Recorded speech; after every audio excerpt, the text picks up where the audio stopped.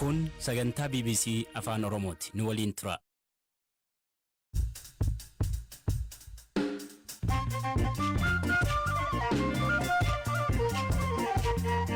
Yooyyaa malee yooyyaa dhaggeeffattoota raadiyoo BBC Afaan Oromoo nu dhiyaadhaa bakka dhaggeeffachuu jirta cufaatti sagantaan keenya am jalqaba.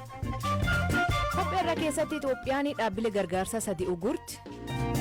Humnoonni Amaaraa lixa Tigraay keessa haa ba'u ka jedhamu sirrii mitii jedhu mootummaan naannichaa. Nuti lixa Tigraay lafa jedhamu kan qaama naannoo Tigraay ta'e hin beeknu. Kan jedhamaa jiru Walqaayitti Xagadee, Raayyaa fi naannawa isaa yoo ta'e bakkeewwan kunneen humnaan kan nurraa fudhatamanidha. Waan salphaatti ittifamuu danda'uun hubannoo dhabuu fi daa'imman hedduun miidhamuu fi kitaabni barreeffame. Daa'imman hedduun amma hanqina vaayitaaminii D'dhaan ifa aduutti baay'ina fuudhan hanqina vaayitaaminii D'dhaan lafeen isaanii qaamni isaanii laafee deemuu dadhabuu, kaanii dhaabachuu dadhabuu, ilkaan baasuu dadhabuu. Kanaaf oduu dabalataan waliin turaa an asli galgaloo.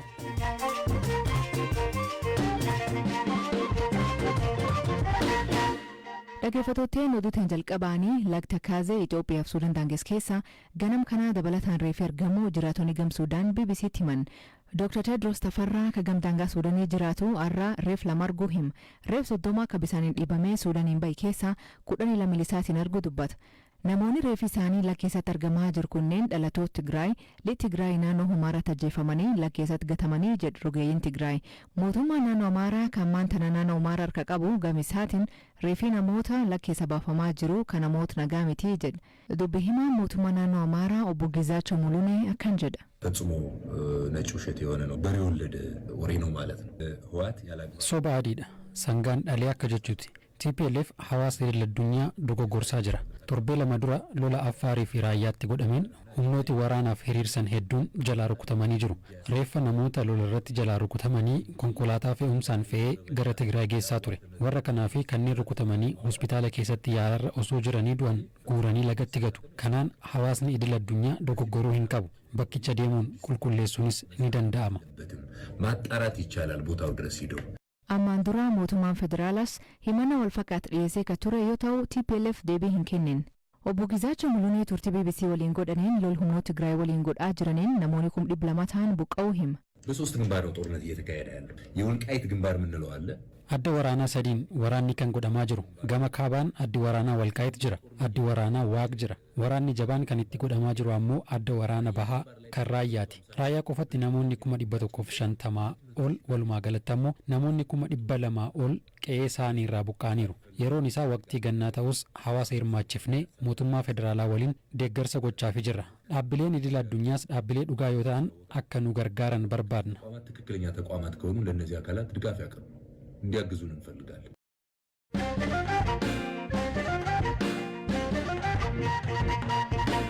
Itoophiyaan dhaabbilee gargaarsa namoota sadii hojiirra uguruu beeksifti. Dhaabbileen kunneen ergama eeyyam fudhatanii al socho'anii jedhu mootummaan Itoophiyaa.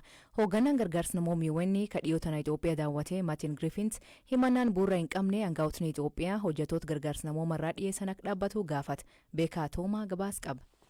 Medicines Sans Frontiers yookiin Hakimoota Daangaa Maleeyyii damee Holland Norwegian Refugee Council fi Al Maktoum Foundation dhaabbilee gargaarsa namoomaa mootummaan Itoophiyaa hayyama hojii isaanii baatilee sadiif jalaa uggureedha. Naannolee Tigraay, Gambeellaa, Amaaraa fi Somaalii keessatti gargaarsa fayyaa akka kennu MSF dameen Holland hayyamni isaa ugguramuun hojii lubbuu baraarsaa hojjetaa jiru akka miidhu ibsa BBCf ergeen himeera. Mootummaan Itoophiyaa dhaabbati kun ergama heeyyama fudhateef alaa odeeffannoo dogoggoraa tamsaasuu fi satalaayitii qunnamtii reediyoo hayyama malee biyya galchuun himate dabalataan lammiilee biyyoota alaa hayyama hojii seera qabeessa hin qabne qacaree hojjechiisaa ture jedha. Haaluma wal fakkaatuun bara 2020 namoota miliyoona walakkaa ol naannolee garaagaraa keessatti gargaaraa akka ture ka himu Norwegian Refugee Council odeeffannoo dogoggoraa tamsaasuu fi lammiilee biyyoota alaa hayyama malee qacaree hojjechiisuun himatameera. Dhaabbileen kunneen dhimma hayyamni isaanii ugguramuu mootummaa Itoophiyaa waliin mari'achaa akka jiran ibsa baasaniin beeksisaniiru. Dhaabbati biraa ka biyya UAE hayyamni isaa jalaa uggurame Al Maktoum Foundation seera COVID-19 to'achuuf bahee kabajuu dhabuu fi dhimma bajeta qisaasessuun wal qabatuun himatameera. Waraanni kaaba Itoophiyaatti humnoota mootummaa federaalaa fi humnoota Tigraay jidduutti adeemaa jiru erga eegalenas hariiroon dhaabbilee gargaarsa namoomaa fi mootummaa Itoophiyaa jidduu jiru yeroo gara yerootti laaffachaa dhufe.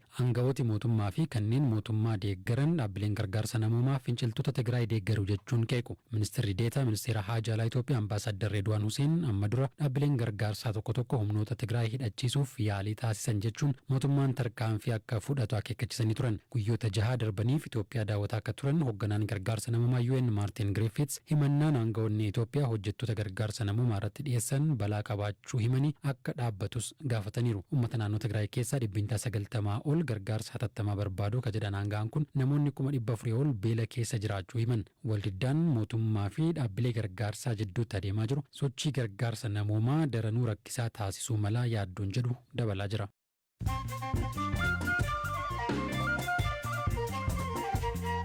Dhaggeeffattootni amma oduu gaggabaaboo addunyaa isaanii dhiyeessaa jalqabaan Suudaan miseensa murtii yakka idil addunyaa ICC ta'uu fi sagalee guutuun irratti waliigaluu himan.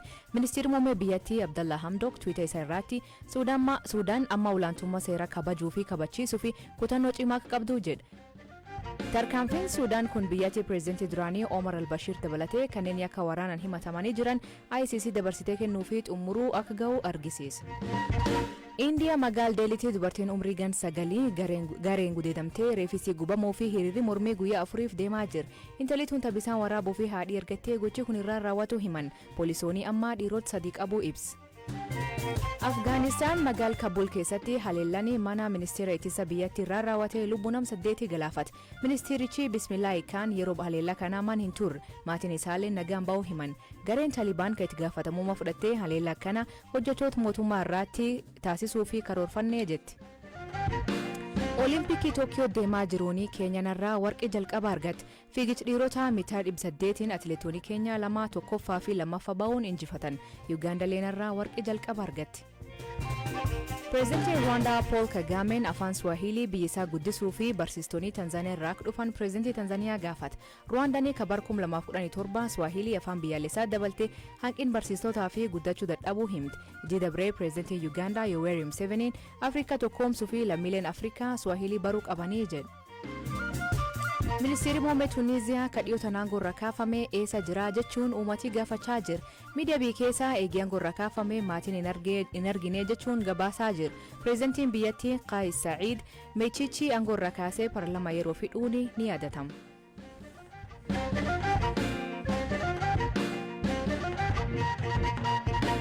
Humnooti Tigraay naannoo Amaaraa fi Afar keessaa humnoonni naannoo Amaaraa immoo lixa Tigraay keessaa hatattamaan akka bahan Ameerikaan gaafate.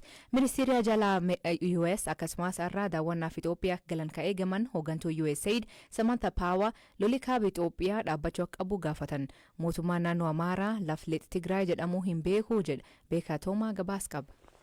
We are very concerned about the worsening conflict in northern Ethiopia and its impact on humanitarian. Waraana kaaba Itoophiyaa hammaachaa jiruu fi dhiibbaa inni hojii gargaarsa namummaa irratti uumaa jiruun daran yaaddofneerra. Irra deebiin qaamoleen waraana kana keessaa harka qaban lola dhaabanii waliigaltee dhukaasa dhaabuurra gahuuf marii akka eegalan gaafanna. TPLF humnoota isaa naannoo Amaaraa fi Affaar keessaa akka baasu akkasumas mootummaan naannoo Amaaraa humnoota isaa lixa Tigraay keessaa hatattamaan akka baasuu fi mootummaan Eertiraa immoo loltoota isaa dhaabbiin Itoophiyaa keessaa akka baasu irra deebiin waamicha dhiyeessina. Qaamoleen hundi gargaarsi namummaa danqaa malee kanneen waraana kanaan miidhaman akka dhaqqabu tumsuu qabu. Uggurri sochii daldalaa Tigraay irra kaa'ames dhaabbachuu qaba. Assistance to those affected by the conflict and the commercial blockade of Tigray must end. Kana ka jedhan dubbi himaa ministeera haajaa alaa Ameerikaa Ned Price yoo ta'an hooggantuun dhaabbata gargaarsaa Ameerikaa USAID Sagantaan Power kan Itoophiyaa daawwataa jiranis ibsa wal fakkaataa gama Tiwiitarii isaaniin dabarsaniiru. Waraanni kun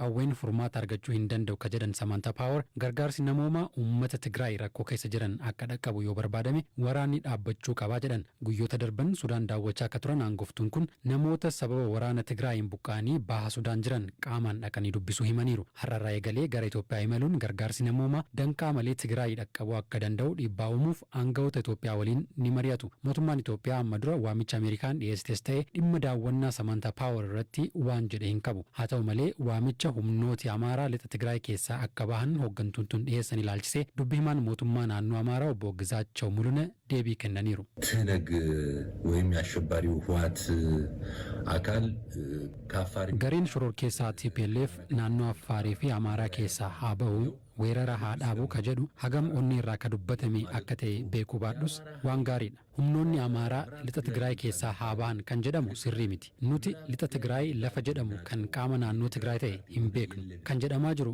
Walqaayitti Xagadee Raayyaa fi naannawa isaa yoo ta'e bakkeewwan kunneen humnaan kan nurraa fudhatamanidha. Eenyummaa isaa saamame deebifachuuf qabsoo godheen uummanni bilisummaa isaa labsatee jira. Amma nagaan jiraachaa jira. ህዝቡ ባደረገው ትግል ነፃነቱን አውጇል። አሁን በሰላም እየኖረ ነው ያለው።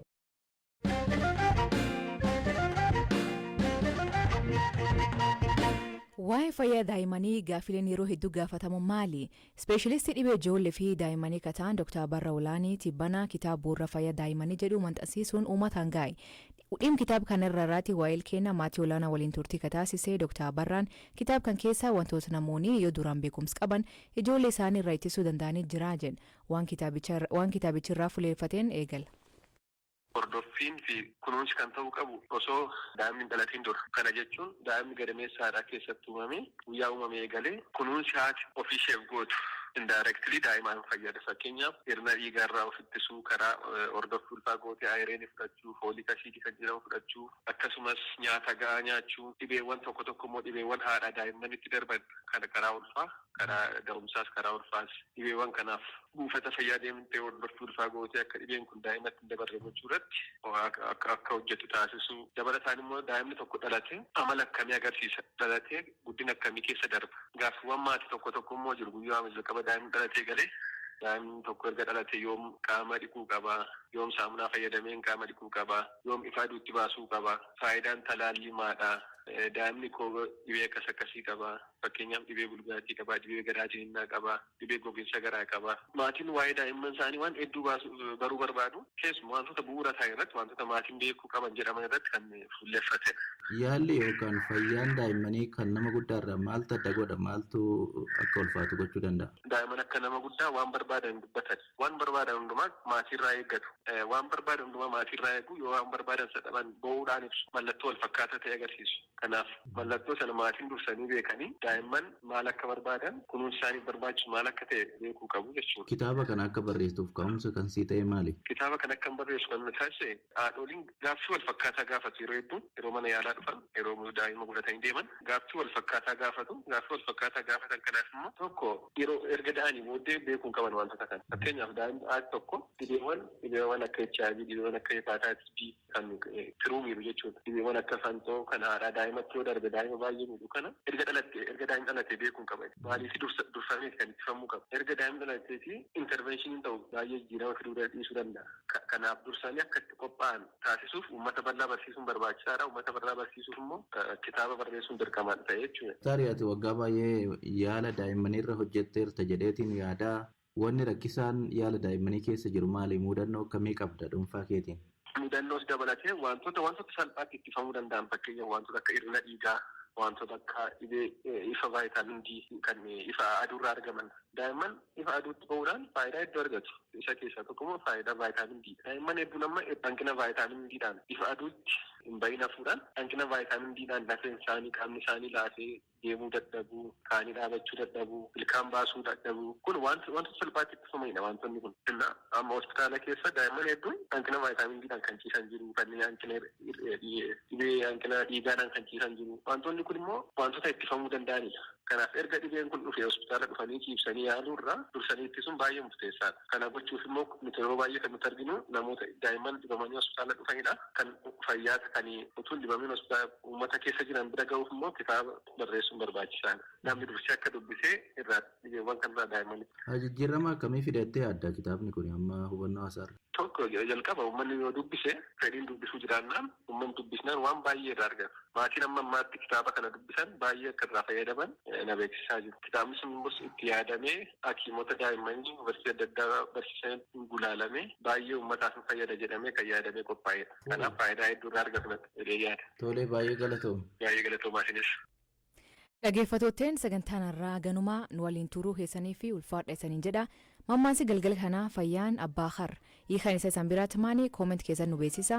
Sagantaa kan qophees beekaa atoomaa oduutiin dabalataan weebsaayit keen BBC News Afaan Oromoo irra laala gam teknikaatiin namni sagantaa kan nu qopheesse Deevis Masaaru kan isaniif dhiyeessan immoo aan asli galgalooti Agborisaatti akkana nagaa waaqa kee bulaa oraa bulaa deebanaa hangafamaadhaan bulaa.